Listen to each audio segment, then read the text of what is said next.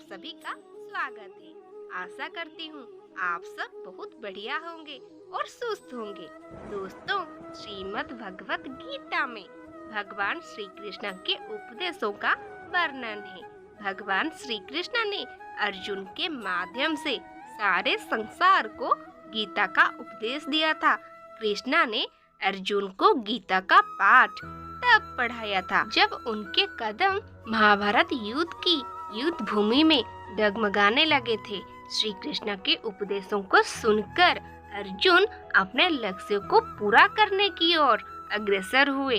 कहा जाता है कि गीता में जीवन की हर एक परेशानी का हल मिल जाता है।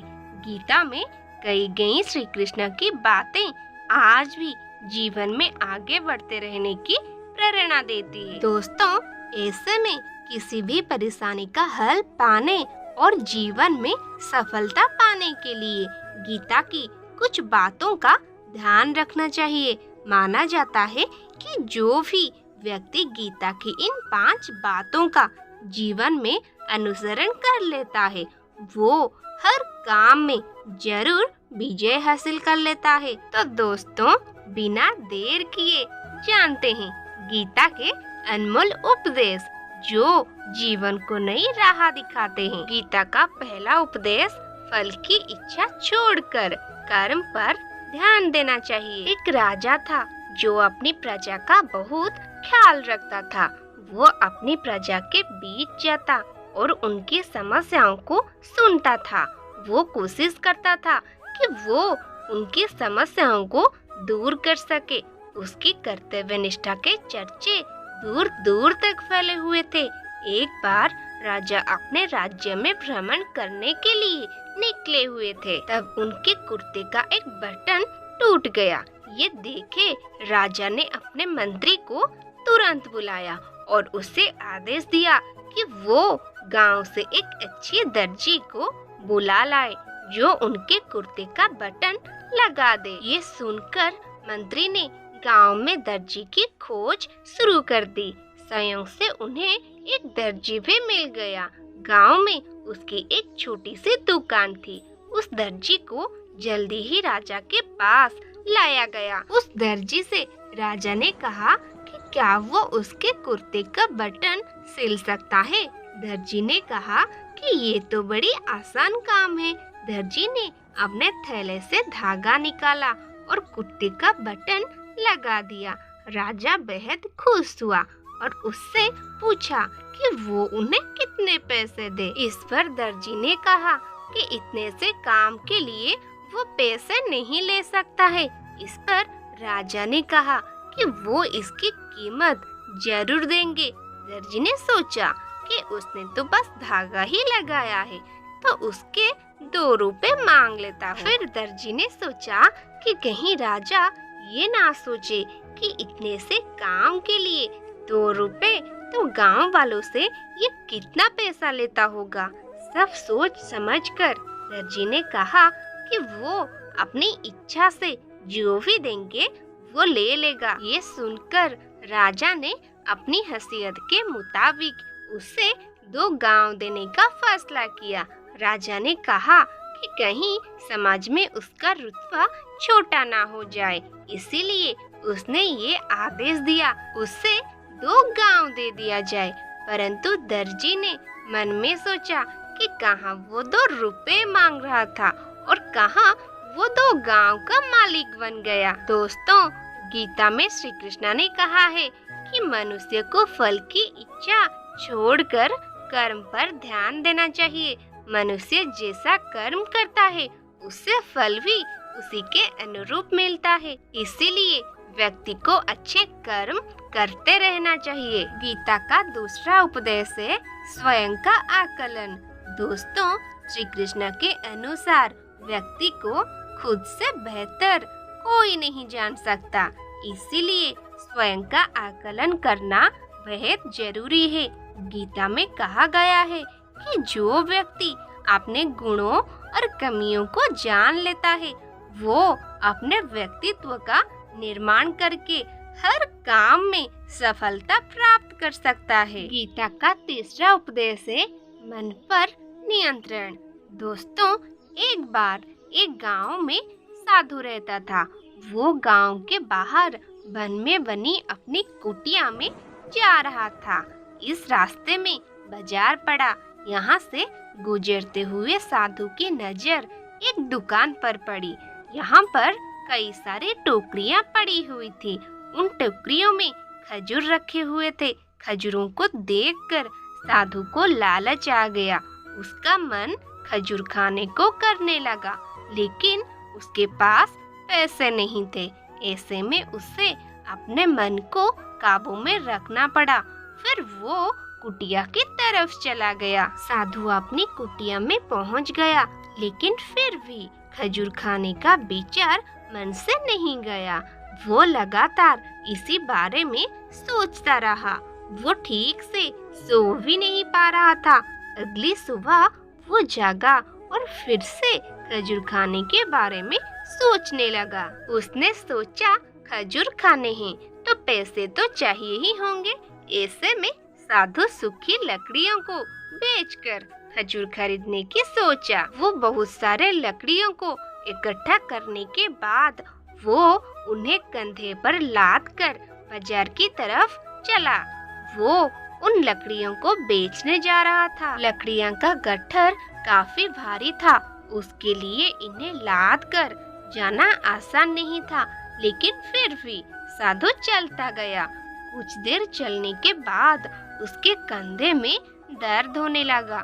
ऐसे में वो कुछ दूर चलने के बाद आराम करने के लिए रुक गया। आराम करने के बाद वो फिर चला गया। वो रुक रुक कर किसी तरह वो लकड़ियों के गट्ठर के साथ बाजार में पहुंच गया। वहां उसने सारी लकड़ियां को बेच दी। अब इतने पैसे तो इकट्ठा हो गए थे कि वो खजूर खरीद सके। पैसे लेकर वो खजूर की दुकान में पहुंचा। सारे पैसे देकर उसने खजूर खरीद लिया। खजूर को लेकर वो कुटिया की तरफ चल पड़ा। कुटिया की तरफ जाते जाते उसके मन में विचार आया कि आज खजूर खाने की इच्छा हुई तो मैंने खजूर खरीद ली। कल किसी और चीज की इच्छा होगी, कभी नए कपड़े और कभी नया घर आदि। उसने सोचा कि वो तो साधु व्यक्ति है, इस तरह इच्छाओं के तले वो कब तक जिएगा? वो कब तक इच्छाओं का दास बन रहेगा? जैसे ही उसने ये सोचा तो उसने खजूर त्यागने का फैसला किया।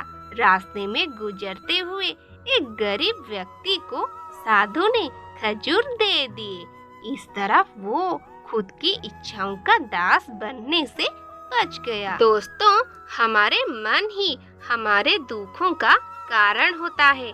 ऐसे में श्री कृष्ण ने गीता में कहा है कि जिस व्यक्ति ने अपने मन पर काबू पा लिया, वो मन में पैदा होने वाली बेकार की चिंताओं और इच्छाओं से दूर ही रहता है।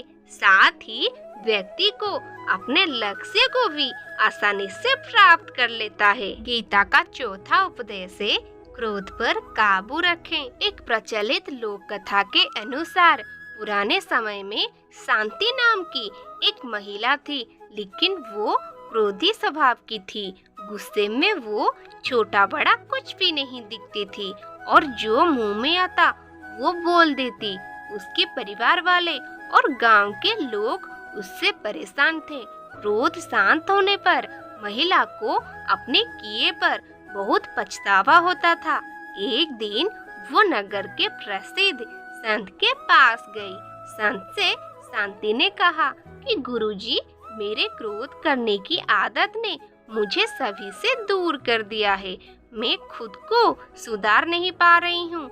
आप कोई ऐसा उपाय बताएं जिससे मेरा क्रोध शांत हो जाए। संत ने उसे एक शीशी देते हुए कहा कि इस दवा को पीने से तुम क्रोध को काबू कर सकोगी। जब तुम्हें क्रोध आए तो इसे मुंह से लगाकर पीना और तब तक पीती रहना जब तक कि क्रोध शांत ना हो जाए। एक हफ्ते में तुम ठीक हो जाओगी। शांति ने क्रोध आने पर उस दवा को पीना शुरू कर दिया। एक हफ्ते में ही उसका क्रोध कम होने लगा था। खुश होकर वो संत से मिलने पहुंची। महिला ने संत से कहा कि गुरुदेव, आपकी दवा ने चमत्कारी रूप से मेरा क्रोध कम कर दिया। कृपया इस दवा का नाम बताएं। संत ने शांति से कहा कि उस शीशी में कोई दवा नहीं थी। क्रोध के समय तुम्हारी बोली को बंद करना था, तुम्हें मौन रखना था, इसीलिए मैंने तुम्हें ये शीशी दी थी। शीशी मुंह पर लगी होने की वजह से तुम क्रोध के समय बोल नहीं पाई। इससे सामने वाले लोग तुम्हारे कटु वचनों से बच गए। तुम चुप रही तो सामने वाले ने भी पलटकर कोई जवाब नहीं दिया। जब हम किसी के क्रोध का जवाब मौन से देते हैं तो बात वो ही खत्म हो जाती है। दोस्तों, क्रोध में व्यक्ति नियंत्रण खो बैठता है और आपस में आकर गलत कार्य कर देता है। यहाँ तक कि कभी-कभी गुस्से में व्यक्ति खुद का ही अहित कर बैठता है। दोस्तों, गीता में श्री कृष्ण ने बताया है कि क्रोध को खुद पर हावी नहीं होने देना चाहिए। यदि गुस्सा आए तो स्वयं को शांत रखने का प्रयास करें। गीता का 5वां उपदेश है स्पष्ट नजरिया। दोस्तों, गीता के अनुसार व्यक्ति को संदेह या संशय का स्थिति में नहीं रहना चाहिए। जो लोग संशय का स्थिति में रहते हैं उनका भला नहीं हो सकता। जीवन में स्पष्ट नजरिया होना चाहिए। तो दोस्तों, ये था गीता का 5 अनमोल उपदेश।